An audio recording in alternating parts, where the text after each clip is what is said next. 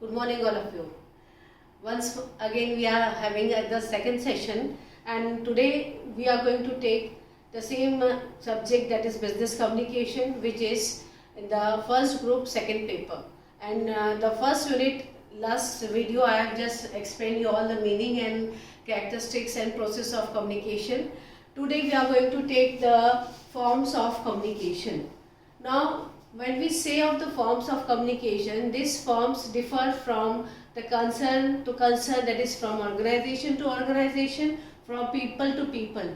So there are variations in the different forms of communication. But the basic forms of communicating, I will just be explaining it to you. The first one here is one-way and two-way communication.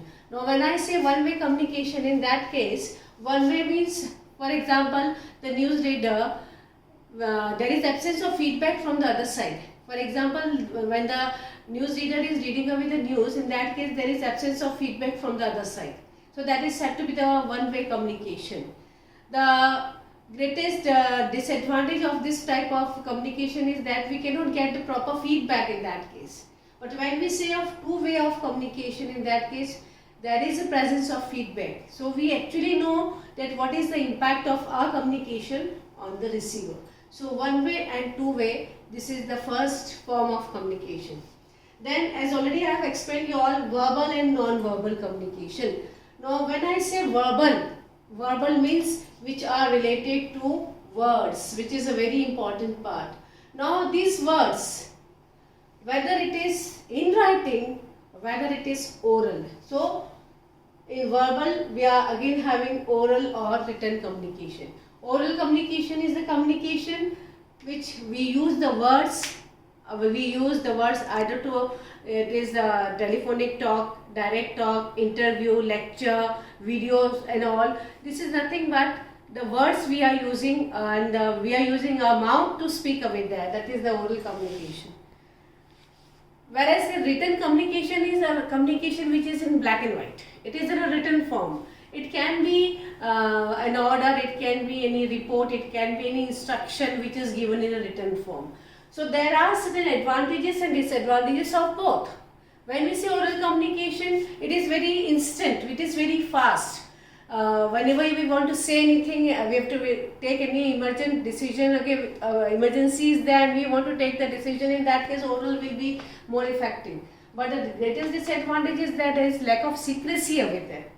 Whereas in case of written communication is more preferable to oral communication in case of businesses or organizations, because written communication can be used as a reference in future, they can be kept as a record, and in the court of law, oral communication has no place. We have to rely on the written communication. So for business communication, written communication is more preferable than the oral communication. Coming on to the next is the non-verbal communication. Non-verbal, no use of words. So in that case, non-verbal communication, again there are body language, sign language, para-language and space language. When I say body language, means the movement of the body parts, the eyes, the nose, the hands, then waving of the hands, nodding of head. All this comes under the body language. The gesture, posture, the way a person stand, the way a person sit, the way a person talk. This all constitute the body language. You know, even remaining silence is a part of your body language. How? For example, suppose you go home and you say mummy, or you ask mummy something and mummy doesn't reply anything to you and she just remains silent. So in that case, you know that something is wrong somewhere, and you go on digging up and asking, kya hua mummy, what happened? In that case, that is nothing but the silence is speaking a lot of it. That is also a type of the non-verbal aspect. Then comes the sign language. For sign language, I will give you the very good example which is universally accepted, the traffic signals over there. So when you are going away by the roadside, when you see the red signal, nobody asks you to stop, but you just stop over there just by seeing the red sign, because it is as per the traffic rule that you have to stop over there.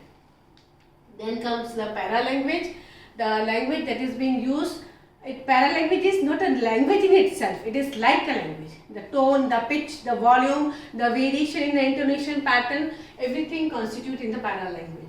And then the space language, which is also said to be the proxemics. Proxemics is a word which is taken from the word proximity. Proximity means nearness. Nearness.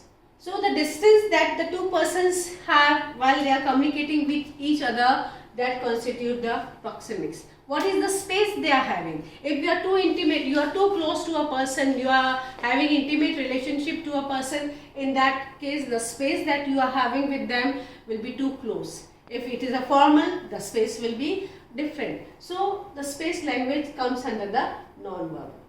Then the third aspect is the formal and informal communication. I think so in the last video I have just explained, but again I am explaining what is formal and informal.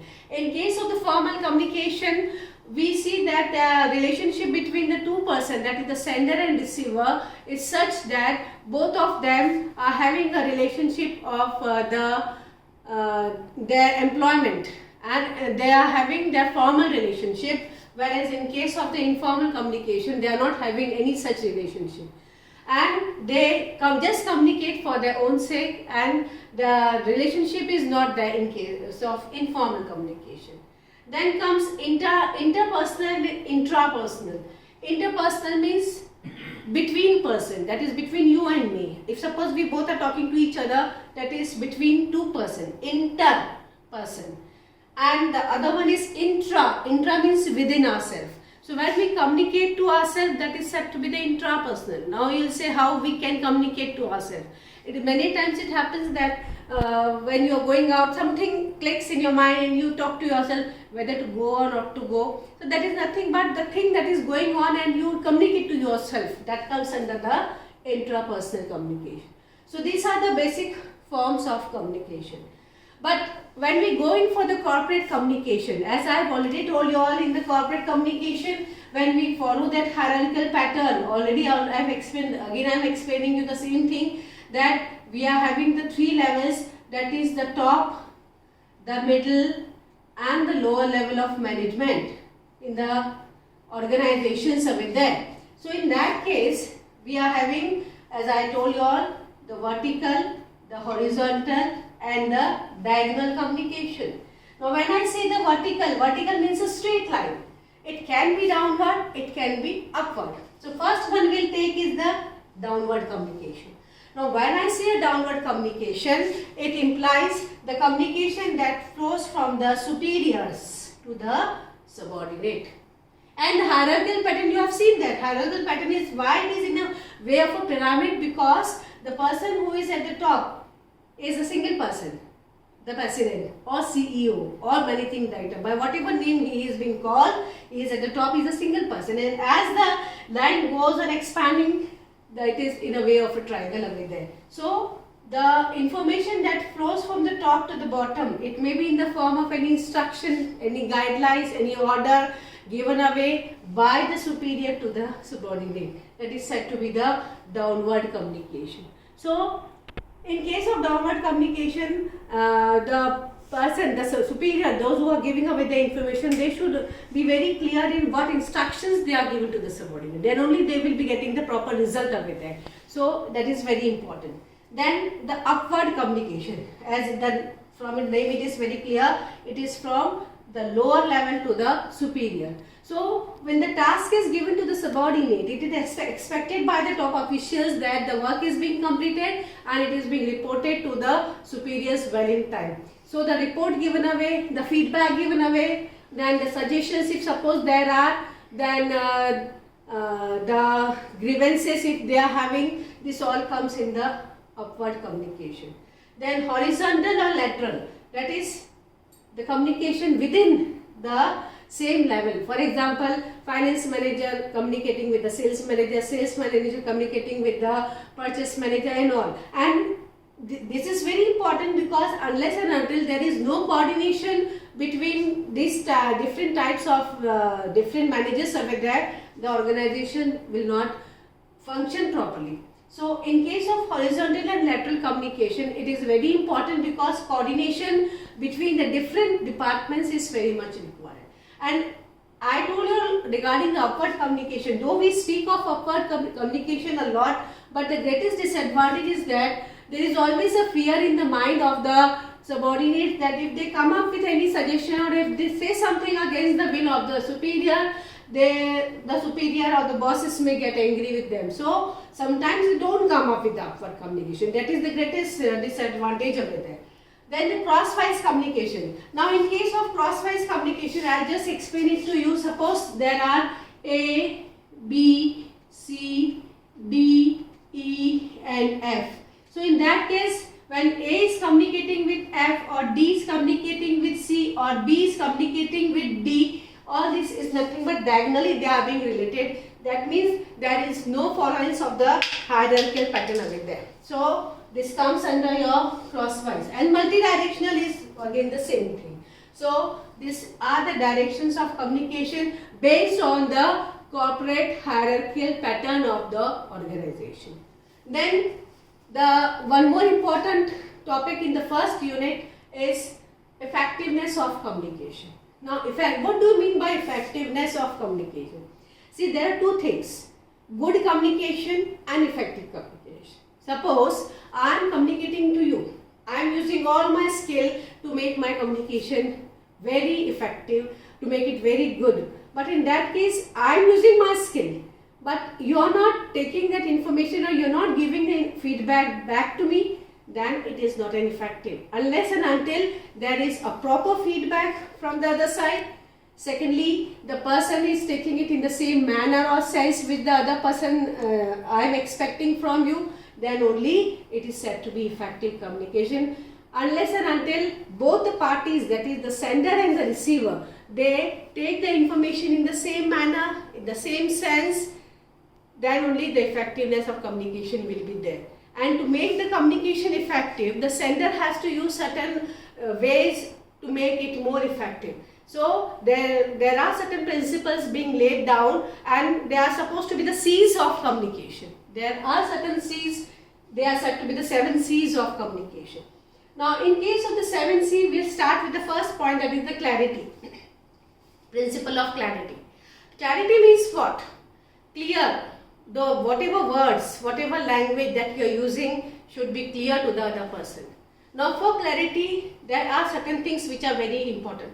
Clarity of thought, clarity of word, clarity of expression.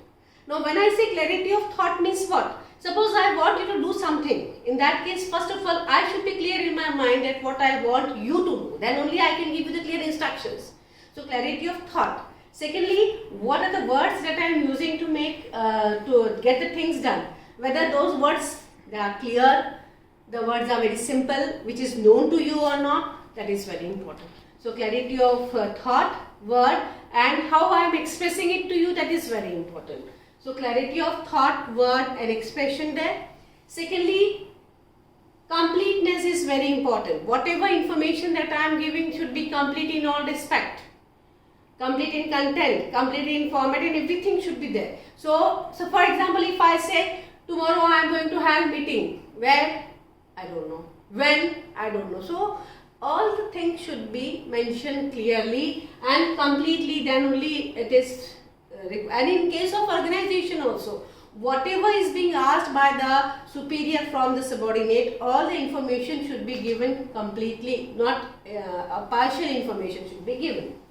Concise. Conciseness means briefness.